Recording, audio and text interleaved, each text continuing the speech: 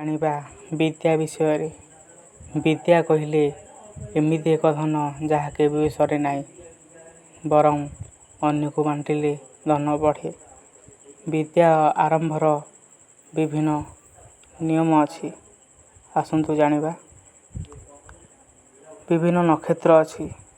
ପୁଷ୍ୟା, ଅଶ୍ୱିନୀ ଓ ହସ୍ତା, ସ୍ୱାତି, ପୁନର୍ବସୁ, ଧନିଷ୍ଠା, ଶତଭିଷା, ଆର୍ଦ୍ରା, ମୂଳା, ଅଶ୍ଳେଷା, କୃତ୍ତିକା, ଦ୍ୱିଜା, ମଘା, ବିଶାଖା, ପୂର୍ବ ଫାଲ୍ଗୁନୀ, ପୂର୍ବାଷାଢ଼ା, ପୂର୍ବ ଭାଦ୍ରପଦ, ଚିତ୍ରା, ରେବତୀ, ମୃଗଶିରା।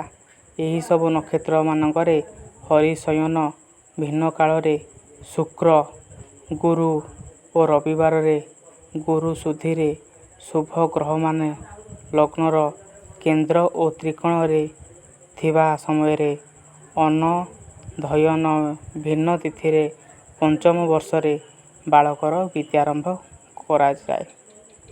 ବିଦ୍ୟାରମ୍ଭ କେଉଁବାରେ କରିବ ନା ଗୁରୁବାରେ କରିବ ଓ ଶୁକ୍ରବାରେ କରିବ।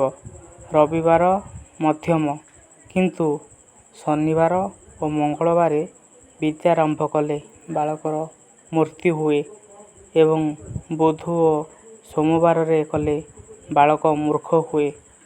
ଷଷ୍ଠୀ, ପ୍ରତିପଦା, ଅଷ୍ଟମୀ, ଚତୁର୍ଥୀ, ନବମୀ, ଚତୁର୍ଦ୍ଦଶୀ, ଅମାବାସ୍ୟା ଓ ପୂର୍ଣ୍ଣିମା ଏହି ତିଥିମାନଙ୍କରେ ଓ ଶନି ମଙ୍ଗଳବାରେ ବିଦ୍ୟାରମ୍ଭ କରିବ ନାହିଁ।